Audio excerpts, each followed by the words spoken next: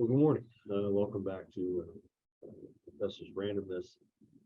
This week, this episode, I thought I would take time out to go back to the original purpose. So no cooking videos, no scrapbook unboxing today. Let's go back to video journal for the semester, as we're at the midterm point for the fall 22 semester. And I tell you right now, as a professor, I am super frustrated. I've got a bigger percentage of my law students failing than I've ever had before. You know, I spent a lot of time this summer redesign. I put everything to the side this summer, except a little bit of my research, to completely redesign my law courses. And I cut the workload in half and rewrote instructions, picked new cases. Some of them were admittedly like the case I had picked for my criminal law class last week was not as good a choice as I thought it was. Creating these high flex courses with an insane amount of flexibility and time to get things done and to engage in legal discussion over a protracted period of time. And then I've spent the first half of the semester, reminding and encouraging and cajoling students to be engaged in these, particularly students that don't come to class every day. Now, these high flex students are coming to class every day. They're doing fine because they're engaging with me throughout the 2-week period, and they're doing fine. But my students who have chosen the fully online option, I've got way too many that are waiting until the day or two before the discussion boards and all the online content closes. And it's hurting their grades. It's hurting everyone else because you're in discussion formats. It's the traditional student. Didn't do a whole lot of thinking outside the box when it came to discussions. It's hey, you got a prompt, you make an initial post, you respond to other people. Well, it's kind of hard for students to respond to posts when there aren't any. So I put penalties in. 2-week unit. If you're not making your first post, there are some small penalties. And then I've been cajoling and begging and reminding students, hey, you're losing points if you're waiting until till the second week, and not helping. I still got, out of 30 students in each class, I've got 7 to 10 in each class that are waiting until the very last minute to post.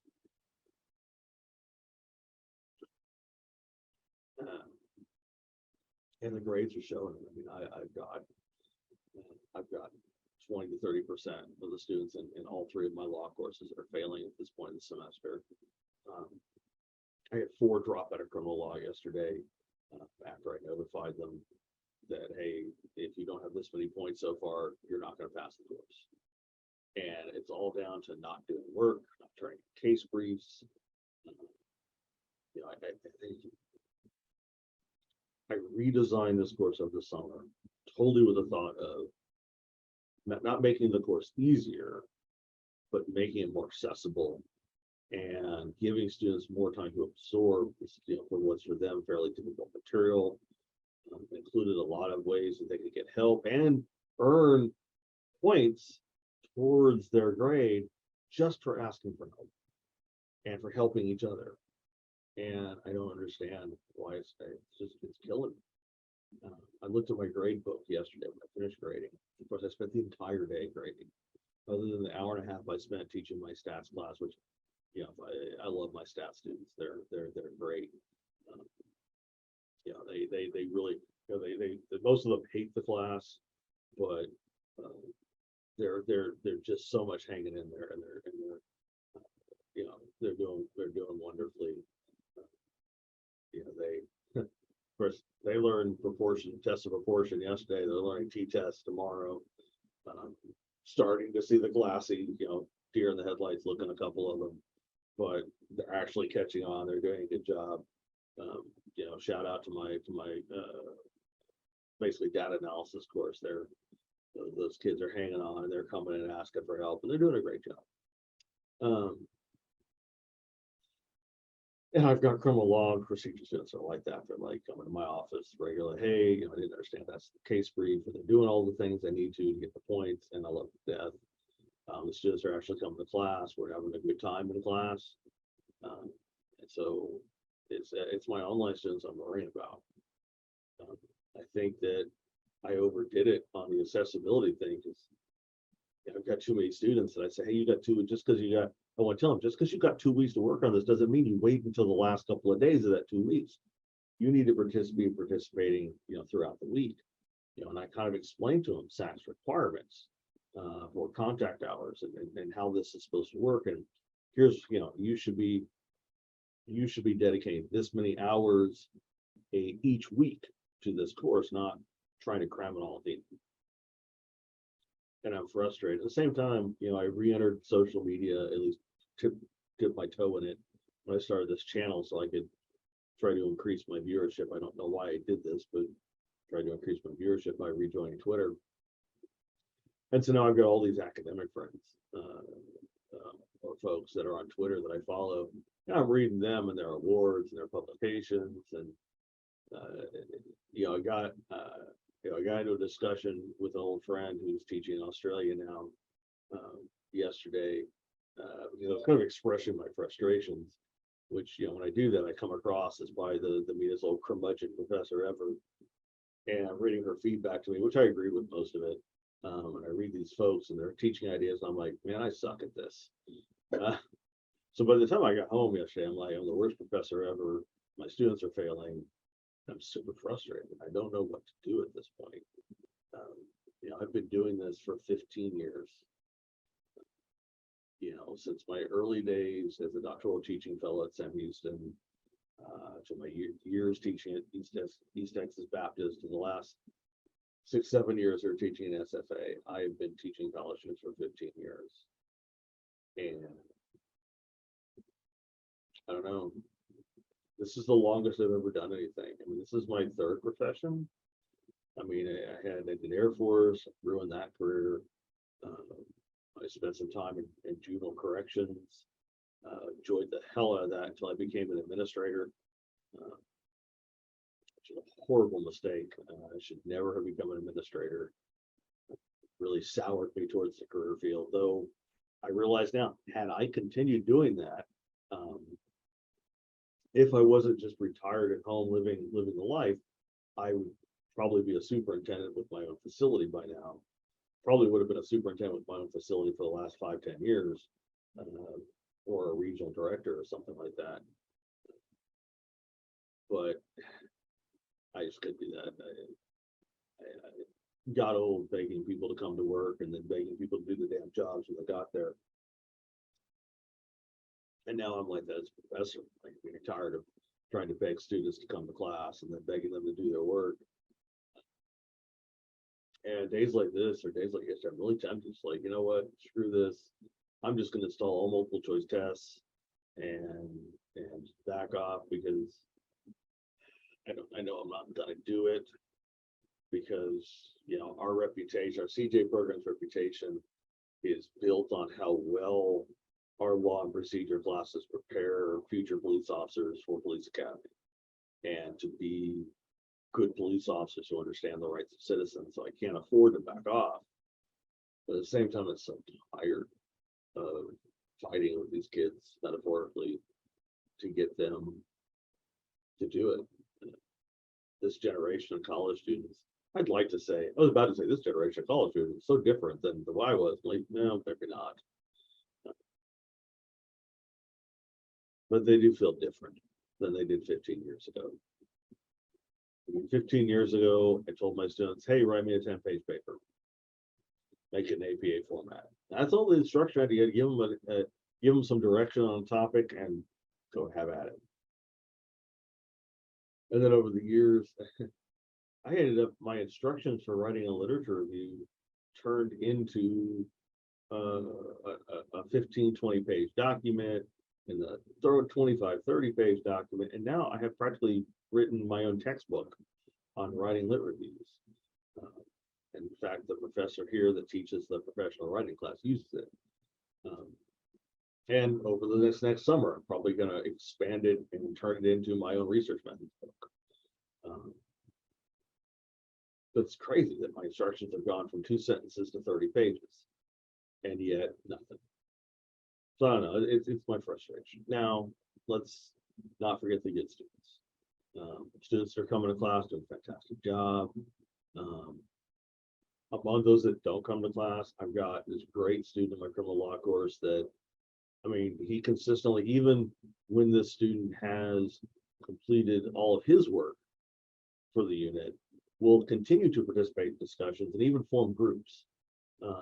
We have a group discussion thing in there where you get 3 students, one person develops a scenario, one person presents a prosecutor's perspective on it, and one presents a defense attorney's perspective on it. In this particular student,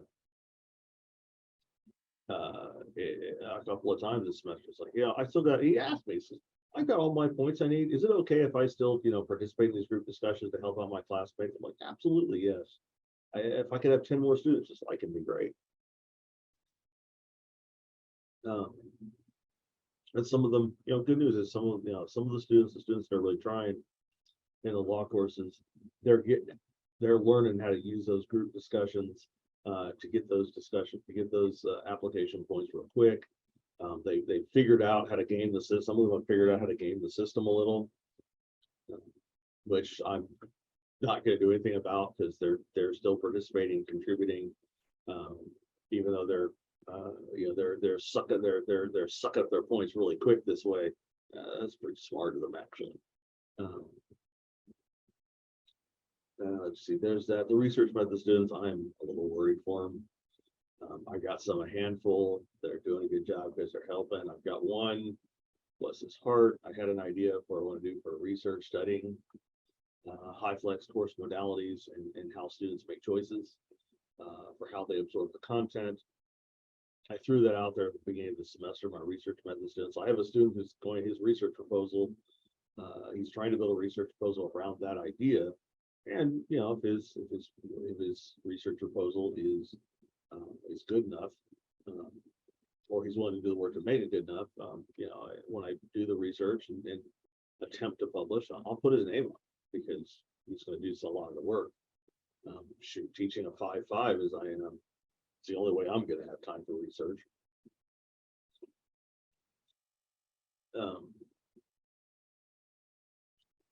So there we are at the midterm, and I'm tired.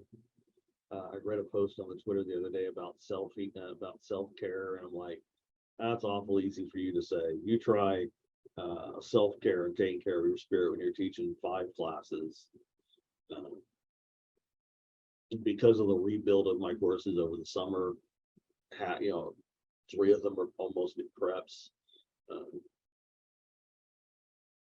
We're drowning here, and I've got I'm one of 2.5 CJ faculty here, with over 200 students.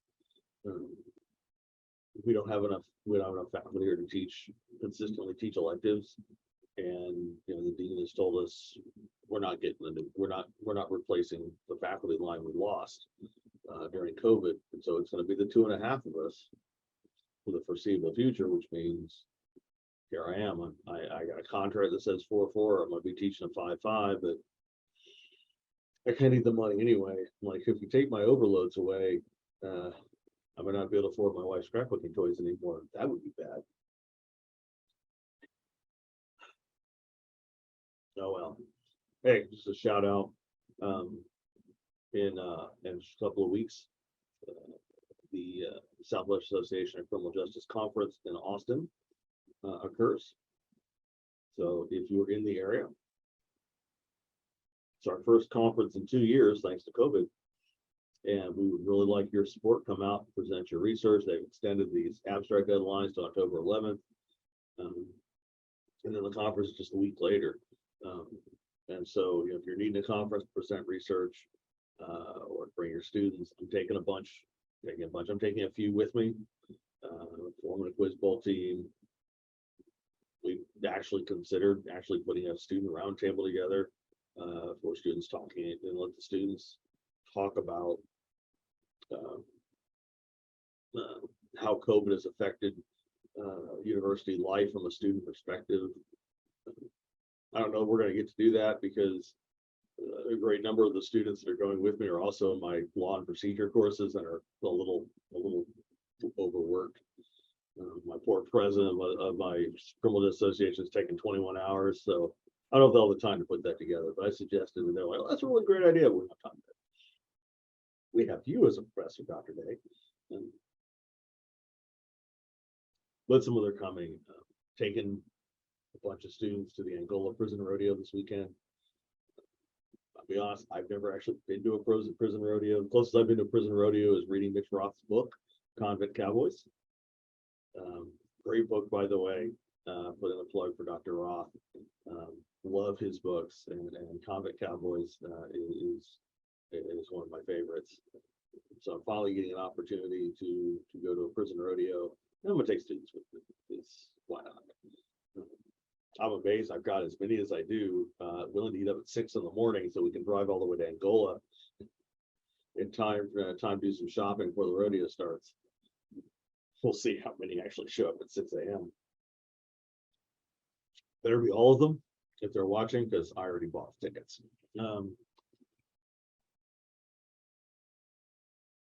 So yeah, that's the state. That's the condition my condition is in, as old Kenny Rogers used to sing about. Tired, wore out, frustrated. Got some students that make it better. I do have students that make it better, but I'm at this point of the semester, I'm just like, man, I suck at this. And I'm too old to get a new career. And so I guess I better figure out how to do it. I spent a lot of time complaining about students at the end of the week. I wonder, maybe it's me. I don't know. That's how I feel this week. Maybe it's me. But self-care,